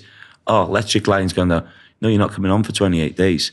Imagine if farmers started to just flex a bit of muscles and say, well, do you know about you must know about the trucker protests in Canada. Yeah. I mean, that kind of brought the country to its knees. Yeah. And sadly, because Trudeau is a communist, he brought in these kind of executive powers and terrorist powers to shut them down. I went over there to see them all. Was it crazy? No, I went over afterwards to interview people about it. Me and Kurt went. And just hearing the stories were wild. They were treated like criminals. And all they were trying to say is that we're the ones transporting the food. Just protect us. Yeah. Anyway, has there been any thoughts of just having like a farming strike? I know it'd be expensive for farmers to do. At Ledden, we built the best Bitcoin-backed loan platform in the world. Proven, trusted, growing. Ledden's proven track record speaks for itself. Visit ledden.io/Mr. Obnoxious to get started. Ledden, there is no second best. Ledden is not regulated in the United Kingdom. Any credit products or virtual asset services provided by Ledden are not subject to UK regulatory protections. Please consider the risks associated with virtual assets and consult a financial advisor before making any decisions. Well, we're on strike as we speak. I guess so, yeah, for a day. Yeah, no, for a week. So we stopped. I won't be selling any lamb or any beef for a week now. Okay. From Sunday till Sunday. And there's quite a few farmers that have done that as well. And I just think it was a bit of a statement. And we knew there was going to be a lot of farmers down here for the day, didn't we? Yeah. Yesterday was unbelievable. Amazing. So there wasn't a lot of livestock's going into market. There wasn't potatoes being picked. So that will have an impact on the supermarkets. Hopefully. Because of the supply chain. And we're coming close to Christmas now. We don't want people to go hungry. We don't. It's the last thing we want. Our job is to feed people affordably, healthily, with nutritious food. But we cannot keep going with these numpties in power here with no idea of what's needed to producing that food. 365 days, 7 days a week, people are out in the fields with their stock. I don't get Christmas Day off. I get up earlier Christmas Day so I can feed everything, so I could get into the house with my kids. so I could get into the house, so I could see my children opening presents. And these fuckers then come after me, my father, and other family farms for inheritance tax. That's our fucking money. We've worked hard. We've fucking missed holidays. We've missed Christmas. Me and my wife hadn't had a holiday for a week for 19 years. Fucking 19 years. Because we've saved. We've put money aside. Yeah, things are better for me now. But before then, we fucking struggled. I used to train sheepdogs over the winter month to pay for our little fucking treats we'd have a couple of days here and there. That's how we lived, hand to mouth, because everything was going back into the farm. And everything was going back to produce affordable food for the masses. And it's not just me, it's every fucking farmer in the UK that's done that. And then these people come here and try to take that money and take that land. That's ours. I'm telling you, it's not going to happen on our watch. It's not going to happen. You have managed to force policy change before. I remember, was it during the fuel protests? Yeah. That you blockaded the guy called Brindley Williams. Yeah. He was a good guy, good friend of mine. One of the guys that is on the campaign now was part of that campaign. You know, they brought the country to a standstill. And again, you know, he went into politics after, and he went into Welsh government as a Conservative. Do a good job? Yeah, but he was never the same guy. It's kind of strange once you're sucked into that quagmire. Yeah, it's difficult then to have your voice heard or, you know, said. So I don't know. Is that the next step? You know, are farmers going to blockade ports? Are farmers going to, you know, produce less food?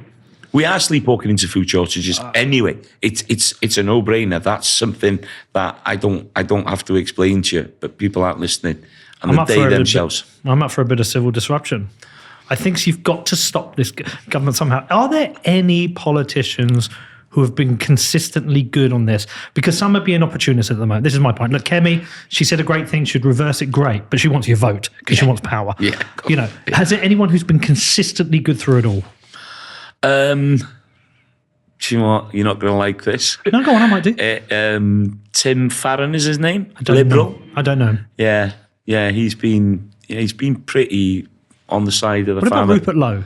Yeah. Rupert's been good actually. Yeah. He has a good call. Yeah, he's been banging the drum. It's difficult because I think a lot of these have jumped on it now. If you understand what I mean. It's an opportunity. Yeah, you know, Farage was there yesterday. Yeah, look, dressed up as a farmer. Yeah. You know, we had Andrew Lloyd Webber there. Did he come in his private jet? Well, Andrew Lloyd Webber's yeah, he got 5,000 acres. Yeah. You know, he's got skin in the game. And like he said, I'm not there as this big landowner that doesn't want to pay tax. I'm here supporting the family farms. Fair play to him. You know, it's people like him could afford this, you know, the tax bill on something like that. It would probably be peanuts for same as Clarkson. Really, it wouldn't be here or there for people like that. The Clarkson thing yesterday. So actually, it was Connor who messaged me yesterday and said, "Oh, Clarkson's had a bad time on the BBC." I think he slipped up. He had an opportunity. I don't think. Look, people are saying, "Oh, Clarkson's rich." I don't think Clarkson was there for himself. No. He obviously had a bad back. Yeah. I think he was there for the farmers. I think he's really started to understand rural life and life for farmers. Yeah. But I think he missed an opportunity. I think he should have stepped up and said to the BBC, I can afford it. I can afford it. I mean, what he did say, which is the truth, he said, well, it's not a problem for me because I'm going to put it into trust. I survived 7 years and my kids get it. Yeah. You know, trusts are there for rich people to avoid certain taxes. Yeah. You know, trusts aren't there for people who've made, you're not going to put a £500,000 house into a trust to save, you know, a little bit of inheritance tax. And people get upset by this, but that's the truth is everybody should try and pay the least amount of tax they can. Yeah, that's fine with him. That's the nature of the beast, isn't it? What I think he should have said, he said, look, I'm rich as fuck. I'm going to pay this. Yeah. I'll happily pay this. Yeah. It's all these other people that I'm here for. They haven't got Amazon and you know, my platform. Yeah. They're the ones going to be affected. Stop using me as a lens. Yeah. Because they'll jump in down his throat. And I was like, come on, man. Yeah. Come on. And as well, you know, he had said in previous interviews that he'd bought the farm, to not pay inheritance. He said that publicly, you know. Fair play. So, yeah, if being honest, you know, he hadn't hidden away from it. So, as much as I love everything he's done, maybe he wasn't the best guy to be up there on stage, and that's not being disrespectful. No, I understand. That's not being disrespectful, because I think what he's done for agriculture, nobody can take that away. I had BBC Radio 2 on the phone this morning for the Jeremy Ryan show, so I'm not sure if I'm on that at 1 o'clock. So they picked up on Clarkson. So it's a distraction, I think, because they want to catch him out. This is the problem with the mainstream media. Why it's kind of fucked. Well, they don't like him because he was one of their top stars, wasn't he? And he gave them the fucking finger. He said, "Fuck yeah, you know, I'll go and do over it." And he's wild and different. They don't like that. No. Same reason they don't like Elon Musk. And they want to catch him out and trip him up. And Gareth Wyn Jones. Gareth Wyn Jones. But they do. They want to catch him out and trip him up. That's their goal, is to trip him up. Yeah. You know, it's not like this where it's like, tell me, let me understand. Yeah. And that's why they're losing. Yeah. Well, I think they've lost a lot of credibility, I'll be honest with you. Yeah. You know, I look at my socials every day now. We're averaging about 1,000 followers on our Facebook page every single day now. You know? Amazing. People are looking at it. We're over 2.5 million on our YouTube channel. That's incredible. And people want to know. People want to understand. People want to learn. And I think going forward,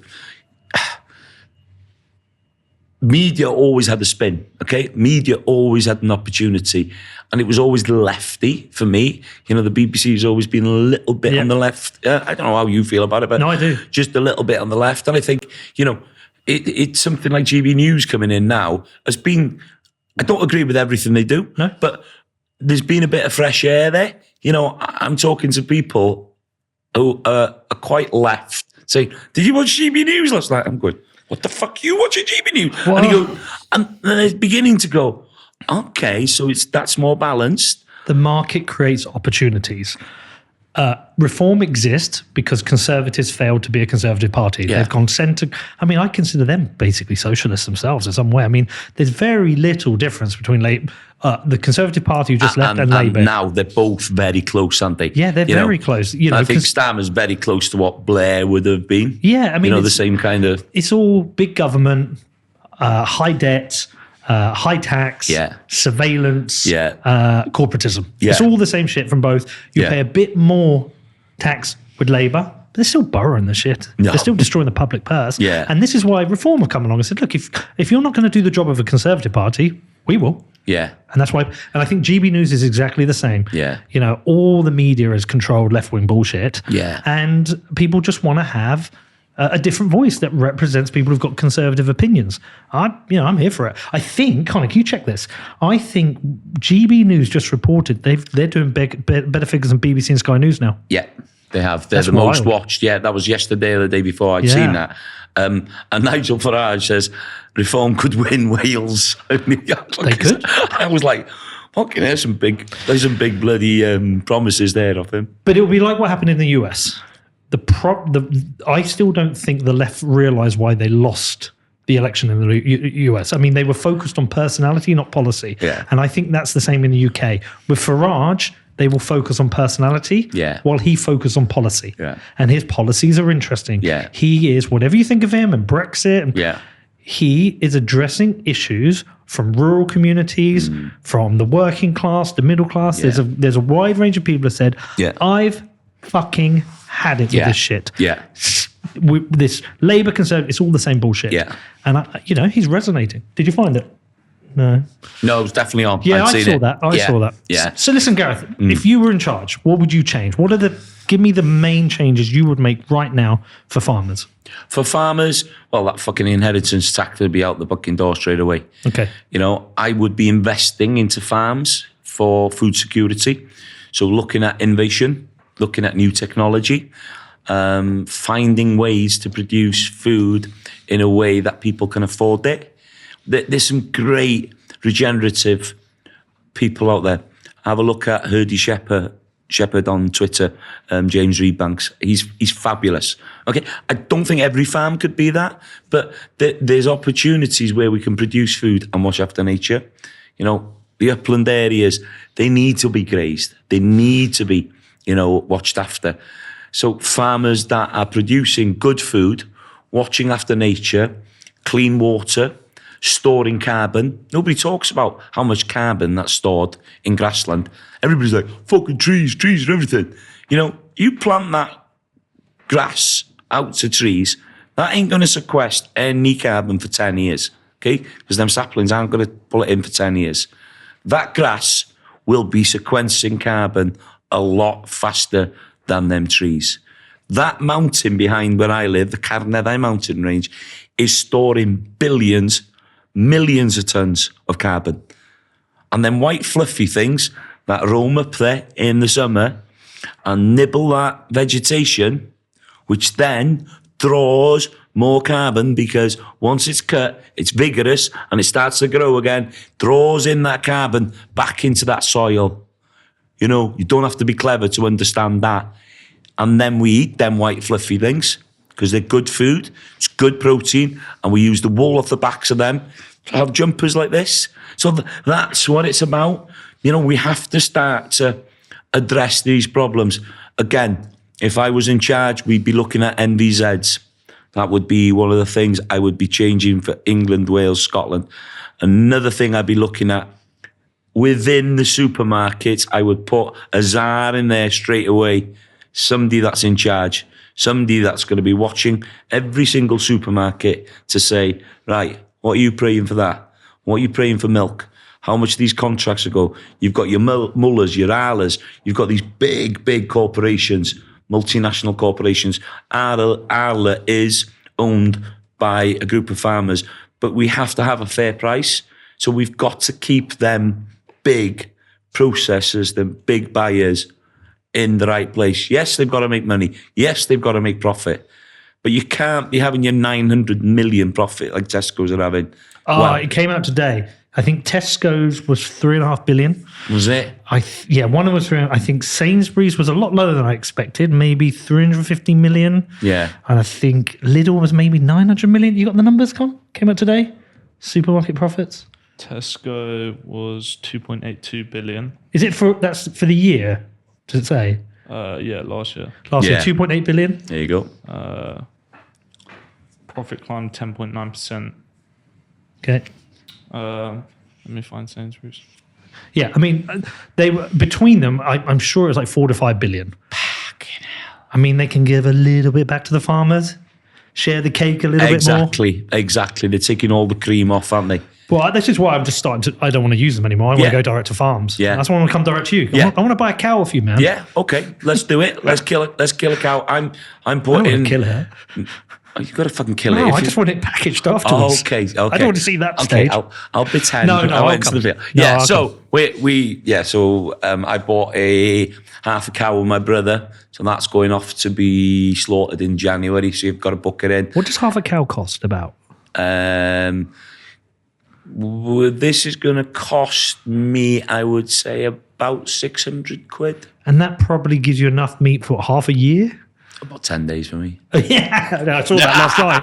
No, I'm joking. You bloody went on after I stopped. Oh, wow, that was good. Yeah. I hadn't eaten all day. What was that last bit we had? Oh, yeah.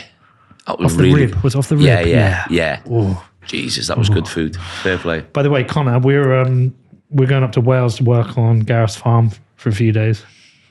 Connor looked ready then. I need some wellies. I need some wellies. Up at 4:30 in the morning. Yeah. No, we're going to come and do it. Yeah, let's do it. We will come and do it. Yeah. It'll probably be the new year. Yeah. When's a good time to come? When do you want to work your balls off? Is lambing time. Okay, when's that? That'll be April. So beginning of April. Okay. Or end of March, whatever you want. We will do it. We will come. Kind of put that in the diary. We are coming. We're going to... And I'll get Connor that much into a cow, pulling a calf, up a cow's fanny. You're going to do that, a cow. Sure. Connor do it. I told you, he went off to Kenya last. This year? Was it this year? Last year. Yeah. He's a hard worker. Yeah. Connor's he'll be a harder worker than I am. But do you know what? I think farming's very grounding. It's very grounding because you're working with animals, you know, you're working with the land, you're working with the seasons, you know, it's grounding. It's something I feel fortunate my family's been doing for 375 years, but every morning when I wake up... 375 years? Yeah, on our farm. Yeah. But we've got one of the first ever axe factories in the world. So 6,000 years ago, man was on our land making axe heads. I'll show you Love that. where they were made, and we call the field Caigraig, which means the stone field. There's so much history there, and the frightening bit for me is when these people can take that away. Sad reality of it, I could be the last generation there, and that's heartbreaking. That's what stood out with the speeches. Every farmer came out and said, our family has been farming here for 175 years, 110 years, 120 years. This really is an industry that's passed on from parents to children, parents to children. And you've got to remember, we never really own it, okay? You think, you've got a lot of cash there, you've got a lot of money. Nobody ever sells that family. It's like selling the family gold. You never do it. Well, Gordon Brown did that. Yeah. Oh, yeah, you're right. Yeah. It wasn't his gold, wasn't it? Oh, his family's gold. But you see where I'm going with that? So it's a working asset that you've got. It's part of everything. So all you are is a custodian of it. So my father has taught me, since a very, very young age, we never own this land. But one thing I do ask you is you hand it over to the next generation in a better place than you had it, which gives you the sense of you're doing a good job and you've left something behind for the next generation. But what do these want to do? Take a 20% slice out of that. Either them farms then, and some of them farms are just on the edge of being profitable. So them farms then have either got a choice of paying that over 10 years or selling 20 acres. And I think a lot of them will just say, fuck it, I'll sell that piece. Some will just go, I'll sell the whole lot. And then who owns it? 4 weeks ago, mate, 4 weeks ago, I went to a farm sale, okay? And it was like going to a wake. It was going through that door, seeing everything being sold, heartbreaking. I was there. The guy that was selling is a farming friend of mine. He was losing £35,000 a month, all to do with TB. He's a milking operation, fantastic farm, brilliant kit. Everything was running smooth. Gone, sold, out. Doesn't want any more. But this is also the mad thing, right? All these farms that are worth maybe 5-6 million, and these people are making 40,000, 50, 100,000, whatever the number they're making, they could sell their farm and just be a millionaire. Yeah. And live just buy a nice house. Yeah. Live an easy life. Yeah. And they choose not to. No, because it's not, it's a way of life. Yeah. It's not something, and that's what, these inner city bucking lunatics don't understand. Rianne, pull your chair up and just have one bit on the camera. Just one bit. Come on. Do you want to hide there? Come on. This is an important bit. Come on. All right. I think we're recording. Kurt can come back anyway. Just come to the mic. Just say what you were saying there. You need to come right in because we need to about fish. Farming is part of our cultural heritage. It's the most primitive thing that we ever started doing was farming. So being a farmer, it's just, you don't know any other way of existing. It's part of your identity. So when you rip that off away from people, you could be living in a nice house, but you won't be happy. Money doesn't bring you happiness. It's that way of life. It rips your heart out of your body when you are taken out of that family environment, farming environment. Listen to that, Rachel Reeves. Yeah, I don't think they'll listen, to be honest with you. Just bring the mic back into yourself. So final thing. Like, if you were addressing Rachel Reeves and Keir Starmer, following the obscenities and the fuck yous, what would you actually say to them? I'd say listen to us. We're an industry on our knees. We're struggling, and we're thinking of the next generation. And you're not just taxing the farmer, you're taxing every single person in this country, because it's going to go onto the food one way or the other. So food inflation, food shortages. So if you do have an opportunity to readdress this position, please do it, because I am telling you from the bottom of my heart, I know this will be the final nail in the agricultural coffin. We've lost one farmer to it already. Please, let's not lose any of the lives. And how do we help? I mean, everybody. I think everybody helps by, and everybody has helped by getting behind the farmers. Everybody on social media. Okay, there's a few. We know who they are. The same old, left-wing trolls that will never change their ethos, that would, like to send us to Siberia like they did in the time when he sent them all to Siberia and starved the nation. We've got to be careful. We've got to be careful. Do not ever bite the hand that feeds you. And we should be building a better Britain on our bellies. And it starts with the farmers. Well, Gareth, great to meet you. And Rhiannon, it's great to meet you too. And hang out with you last night. We will definitely come to the farm. So we'll come lambing season. We'll put that in March, April. Yeah, Rhiannon, I'll give you the dates. Yeah, we'll come out. We'll come see it. Yeah, you'll have us for free. I do want to try some. We'll feed you some ox heart. Yeah, don't worry. Yeah, I want some ox heart. You might be trying things, and then you can come and do a bit of shooting with me. Yeah. We'll do some squirrel burgers. Have you ever had a squirrel burger? Fuck, they're good, man. We've got a squirrel, haven't we? Yeah.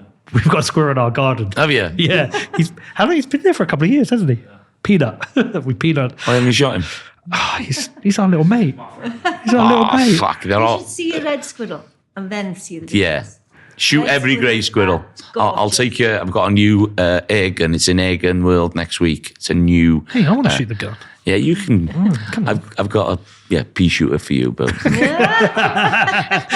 listen, honestly, consider you friends now. I had a great time with you last night. We will definitely come. We're here to support. We'll help any way you can. You ever need anything from me, you reach out. And I wish you all the best. I'm really cognizant of what's going on with farms and the farming community, and we're here to help and support you. So I wish you the best. Let me finish as well on this as well. It's been a pleasure meeting you, and thanks for everything you've done. You've given us another platform and an opportunity to put our problems over, and hopefully people will listen. And we need people like you. We need voices. I know we've been swearing and ranting and raving. I feel a lot better, to be honest with you, after it. Maybe I need to be doing more of that and less of the other. But no, diolch yn fawr iawn. Thank you very much. All right, thank you. Thank you for listening, everybody. And fuck you, Rachel Reeves. See you later.